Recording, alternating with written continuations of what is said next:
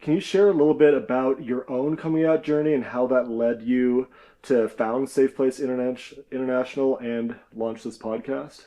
Yeah, I'd love that. Of course, it's a long story that I'm going to try to make short. So I grew up in Texas, and my coming out story was, even to myself, was very slow. I grew up walking across the playground, hearing faggot, and all the kinds of words that go along with that, and left home really early at 15, and my only experience of anything in the LGBTQI world was having a lot of adults hit on me as a teenager. And so for me inside, what I was reckoning with is, here's this thing in me that if I reveal it even to my most trusted best friends, I'll be ostracized from my community. I won't have a place, and my only reference point for anyone that looks or feels like me are predators.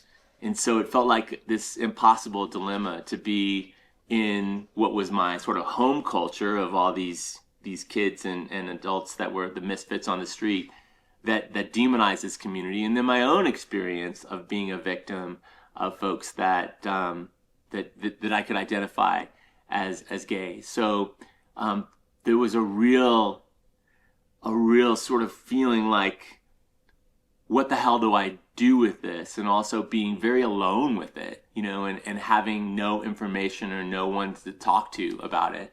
And then eventually I started to be in more gender fluid communities and finding folks that had more of a continuum of gender experience, which kind of like opened up to my expression. But still, I looked at particularly the gay community as a place that was very one-dimensional, was all about sex, or was all about, sort of commodifying bodies. And I was a relationship person. So for a long time, I was like, well, I'd rather have relationship than follow where I'm physically attracted, where I feel energetically attracted.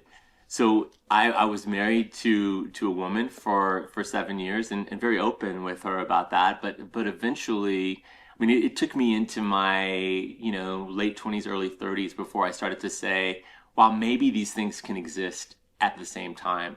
And then got married, had a 20-year relationship, had some kids, and really realized that the kind of isolation and pain that I experienced, and also the struggle and sort of negative internal reference points I had for the community, I didn't want anyone else to experience those. And at about the same time, I started getting involved in looking at how I could personally give back, and started working with, women and girls education, human trafficking, and refugees in general, and in India and Bangladesh and different parts of Asia, and eventually in Istanbul, and came across LGBT refugees in Turkey that were basically arriving from Africa and from Syria and the Middle East, and being victimized and sometimes raped and killed, with no justice and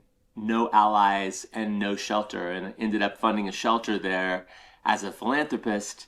And unfortunately, the group that I funded ran off with the money, and I stepped into the driver's seat of that shelter, fell in love with the community, and really it put me on this pathway of appreciating the depth of skills that come from a lived experience, a lived experience of oppression, a lived experience of being told that you're not worthy, that something's wrong with you, that your very existence is a burden on those around you. And at that time didn't like connect that to my own experience, but more saw that as a place where, a great resource could be tapped for leadership. So we started in SafePlace just strictly as, a movement to keep people safe, right? To give them food and shelter. And then we started working in Athens and started a shelter there, which became 20 shelters. and the 20 shelters, we were doing deep trauma work and a lot of vocational training and a lot of community work. And so we started a community center. And then as that work evolved, COVID came and we could no longer work in person. And so we developed the curriculum, which is now the Dream Academy.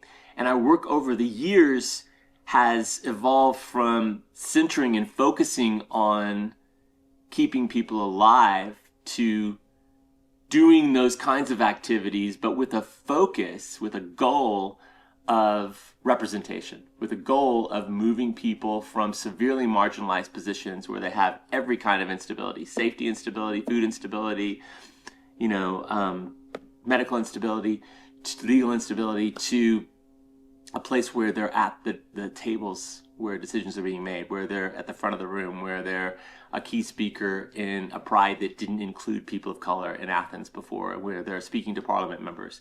So I think that the organization has evolved from, let's help these people with the elements of basic survival, to really realizing that this community is exactly what the world needs in terms of leadership that's inclusive, that's compassionate, that really comes from a collective place rather than a place of centralizing power and dominating. So that's a long answer. Oh, very well said. Talk about evolution. It's definitely, it sounds like it's been quite an evolution, and thought it was really interesting how you talked about being caught in between two different worlds and just the importance of finding that community and how your community really can shape who you are and where you can go. Yeah, I love that you picked up on that. And I think that's what we really find with the organization and with the Dream Academy, is that all of us got wounded. All of us got hurt. All of us adopted our limiting concept of self in community. We have to heal in community. We can't go off and do this on our own. So the beauty of having a virtual leadership program is we can have someone that lives in rural Cameroon who's in community with someone in rural Tanzania, where there is no NGO structure, there is no LGBT community, there's not an organization in the whole country, and we're in 34 countries. So I think that what's really encouraging and exciting to me is that this ability to heal in community can now exist virtually, which means it can scale exponentially.